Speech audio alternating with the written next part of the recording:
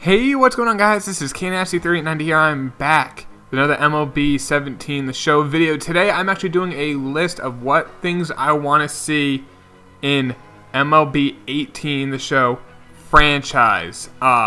So what I want them to see, updates, and they haven't really came out with any new information in regards to the franchise. There was MLB 18 Alpha out, but that's more Diamond Dynasty gameplay. These are things I want, some big things, some small things I want to see in next year's franchise mode. Some of these things could be things that just are like realistically they couldn't put in. Some of them are really easy that they could simply very quickly, easily add. Now, if I don't say something that you think you would want to see in next year's franchise mode, meet me in the comments down below. I'd love to talk to you guys about it.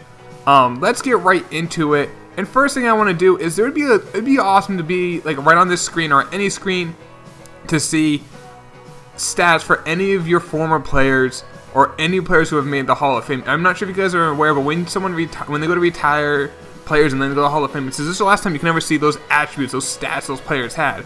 I think that's stupid. I would love to be like, wow, this is like, because let's say sometimes I'll go like 10, 15, 20 years into a franchise building it, and I'll be like, oh, I wonder how this person compared to this person. I would love to see their stats, their attributes, something like that would be really, it's a small little thing.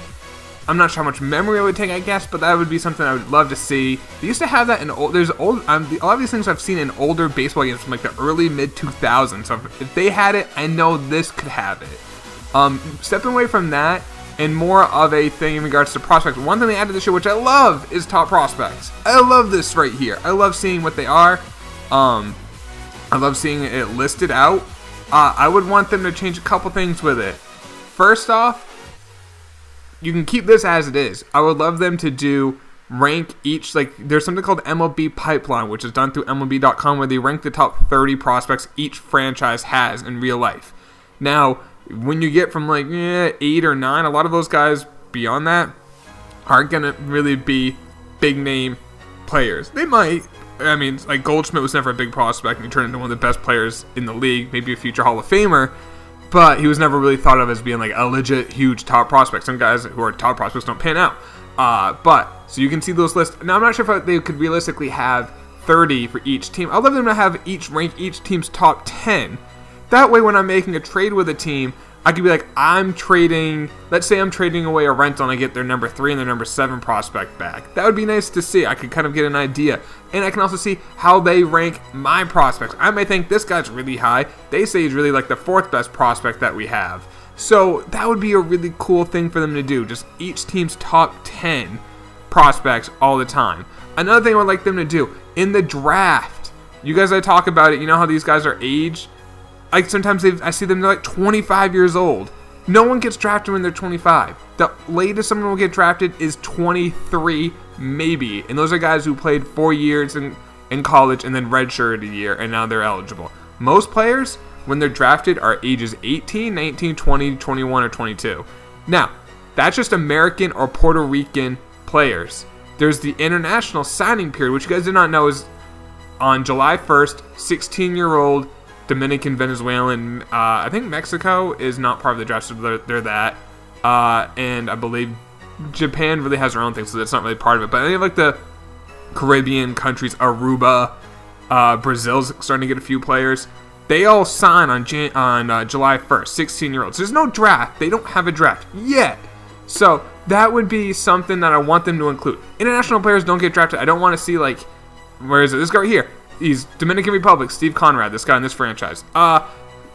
You can't draft him, and you wouldn't get a 21-year-old Dominican Republic kid. You get him at 16, some of them at 17. So that would be nice that you have like allocated money. Like in real life, each team has you can spend up to X amount of money. Each team has the same amount, and you can spend up to that on prospects and the international signing period. You can trade some of that money. Like you could trade a prospect and get money back because you really want to go after an international rookie. Now, obviously, those guys, when they're drafted at 16, I hope the game would not allow them to, like, realistically, like, their overall should reflect of a 16-year-old, while guys who get drafted out of college, like this guy who's 21, I'm glad his overall 75, and like if a guy who's 16, his overall should be 40. Because I hate it when in this game, you draft a guy who is 19, his overall is 47, he could have a 99 potential. It's going to take like 5 years to get there. But when you're 16, if you have a 99 potential, you're 21, you get to the major leagues. Like, trying to think of some, like Yohan Moncada. I know he was an exception to the rule because he's from Cuba, and they kind of held him back for a couple years. He didn't get to 16, but Rafael Devers, for instance, he got called up, and I think he was, 19 or 20? But he was in the Red Sox farm system for 4 years because he was signed as a 16-year-old. I would love them to have that. And then I would like them to also, you'd have the option of trading international signing pool money. So there's some things to the draft, international signing, like that's just for realism. That's how they actually do it. Also for trades, I would love them to expand on the trading block. I would love them to add more names to this or make it a little bit more realistic. I could go find the Yankees right now in this franchise have 51 wins and 34 losses. They're first place. I should not be able to go to the Yankees and be like, make a trade to get like Chapman. Like I could offer them like my top prospects, and they're saying we're not going to do it. Like I could get them from just trading prospects. Right here, I could trade 3 prospects to get Chapman. The Yankees, even if they feel like they're getting a great deal, in real life they would not trade Chapman if they have a chance for the ring. But in this, oh, you know what? They actually didn't do it. It might be because of money. But I've seen a problem where they actually don't. They will accept it, and it makes no sense. Right there, I added Brock Cole. I think it was just because of money. Boom. They did a trade, which may be better for them in the long run, but they're trying to win a World Series this year, and they're in first place. Why would they do that? I'd hope they like get rid of that, and they make teams that are selling. Like if I go to the same standings, and I see the Orioles are 12 games back, they should be pushing hard to trade Britton, Machado, JD Martinez. They don't need these guys. I mean, maybe not Machado, but he's in the final year of his deal, so maybe. Britton's in his final year and he's 30. Like those guys, they should be want to trade them. Guys who are in a final year deal, teams should look to trade them more often. I would love to see that. Those are some small things I would like them to see. One thing I would like them to also do in regards to cards in like general, when I look at a player here, here's Chris Sale. You see his career sets. I love that they have every year. And I could send this franchise 10 years, and if Chris Sale's playing, you see every year here, which is great. They added WAR, which is great. I love they added WAR. I'm a big opponent of WAR. I know it's not perfect, but it's a great way to compare different types of players. You compare a speed guy to a power guy with wins above replacement. That's what WAR stands for. And then you can see the contract status. I would love them to like highlight what year you're on, because sometimes like this guy, Chris Sale's making $31 million a year. But so if I look right now under this, I see he's making $31 million. I don't know what year he's on. I love it just to be like highlighted what year he is. Like it could just be highlighted in yellow, year 2, because he's on year 2 of his deal. I would love that to come up. I would also like to see how you got the player. I don't care about his Twitter. I would love like right here to be like acquired all his transactions in his career. Drafted by the White Sox in the first round of 2009. Traded by the White Sox to the Red Sox for Michael Chavis, Yohan Moncada, and a couple other prospects, can't remember who. Re-signed with the Red Sox on December 3rd, 2018 for the 3-year, $90-something million deal. I would love it to say there, and you can see like where he was drafted, which team drafted him, where he was traded, how he was traded, and what he was traded for. And you can see that all right here. I love just to see that, so you can kind of build a storyline with it, because I feel like that's a great thing with franchises, building a storyline. Because you can look at like a guy, like, oh, I trade like in this franchise, did I trade for anyone? Like I'd be like, oh, how did I get Alex Avila? He's on my team. Now you can go to the transaction setting and go to roster and be like, oh, let's go check at closers. I got him as a free agent. But let's say it's a trade. I don't know what I gave up for him. I don't know what those players are doing. Like I would love to see if I traded for him. I could see who I traded. I could go look at those players and be like, I screwed up. That was a bad trade. Or be like, wow, I made a really good trade on that. That's just like a small little thing that just helps build a story arc, a storyline in your franchise, because I feel like that's what makes the franchise mode so fun for me, is building those storylines, building like kind of like your own little like fantasy world of like how baseball would go out if you were in charge of a team. And now another thing which I think they have in this year is Legends. I think they do. If they don't, I would like that for other people. I personally don't care. I could be wrong if they do or don't have it. I never like putting them in, but I know some people do. So for those people, I'll put that in there. But for me, I really have no need for it. Also, one last thing. I might be forgetting some other stuff, but if I do, I'll let you... Oh, I got a couple more things, actually. I would love them to see how much money you have.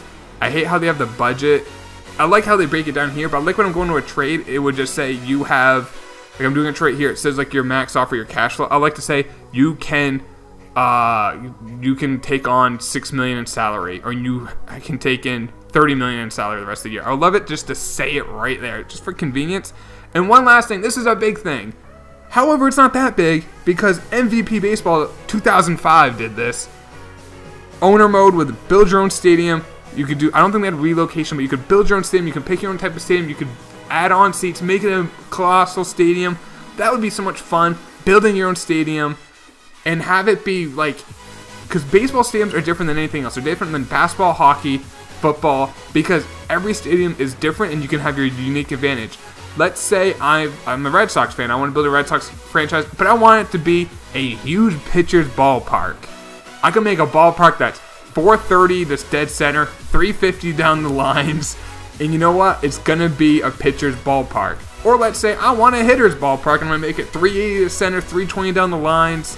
There's going to be a power alley to right field because I have like a young, big prospect that's a left-handed hitter who will hit the ball to right field. I would love you to be able to do that.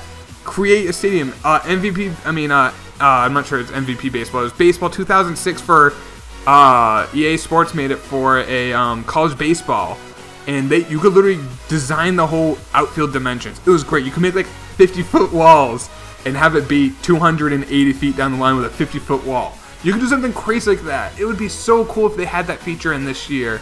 I don't know if they could realistically, but if they could, either this year or next year, that would be so awesome. That would be so fun to make your own stadium. And then just do all the small things with it. If you guys haven't played MVP Baseball 2005, check out how they can build it there. I might try to put a clip into this if I can find one. But that's it for the video, guys. That's what I would love to see in franchise mode. Just add more depth to it. Like I said, if I miss anything that you think should be in it, let me know in the comments down below. I'll talk to y'all later, boys. Take it easy. Peace.